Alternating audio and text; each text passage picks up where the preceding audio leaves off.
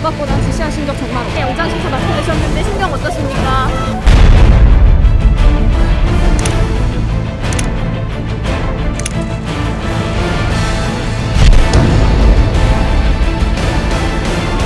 관련해서 지시하거나 보고한다는 의혹이 있는데 부인하시나요?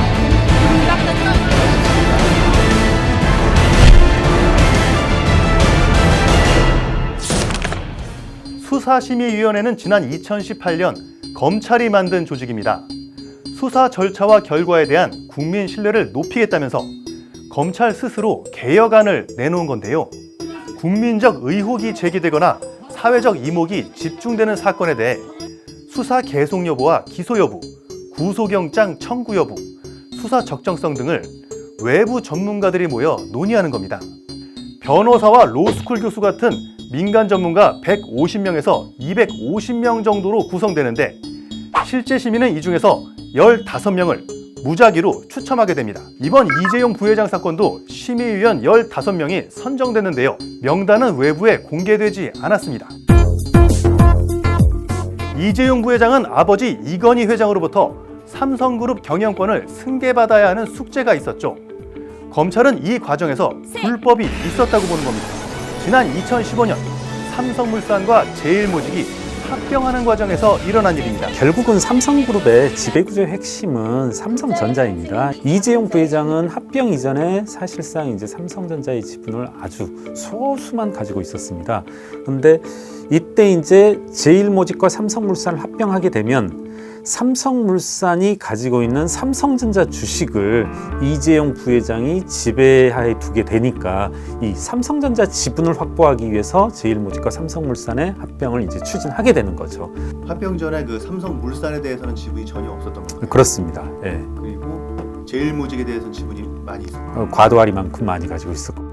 자신이 지분을 많이 갖고 있던 제일모직 주식 가치는 부풀리고 반대로 지분은 없지만 가지고자 했던 삼성물산 주식 가치는 낮춰서 두 회사를 합쳤을 때 통합회사에 대한 자신의 지배권을 극대화했다는 의혹이죠.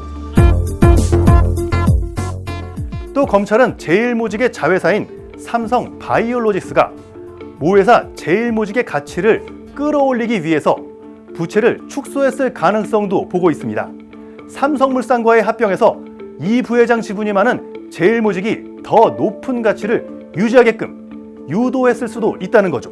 당시 외부회계감사법인이었던 삼정회계법인이 이와 같은 이제 레터를 삼성물산 측에 보냅니다. 과거 우리 회계 처리가 2012년도부터 2015년도까지 완전히 잘못됐고 완전히 잘못된 회계 처리를 제대로 반영하게 되면 너희 회사 완전 자본 잠식이야 라는 이제 레터가 갔죠.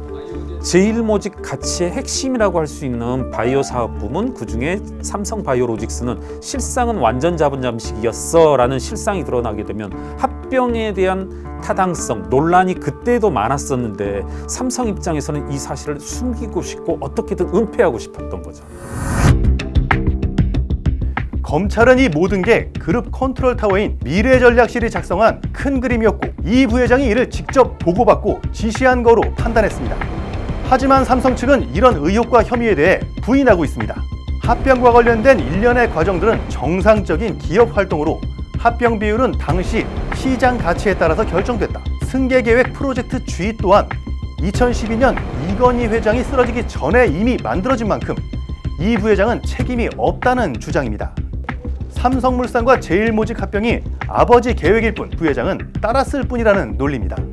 불법이나 관여가 없었다는 이 부회장과 삼성 측 방어 논리를 검찰이 증거와 관련자 진술을 토대로 얼마나 깰 수 있느냐에 이번 수사에 성패가 달려 있습니다. 심의를 앞두고 벌써부터 양측의 신경전이 치열합니다. 심의 의견은 강제력은 없지만 검찰이 무시하기엔 부담입니다.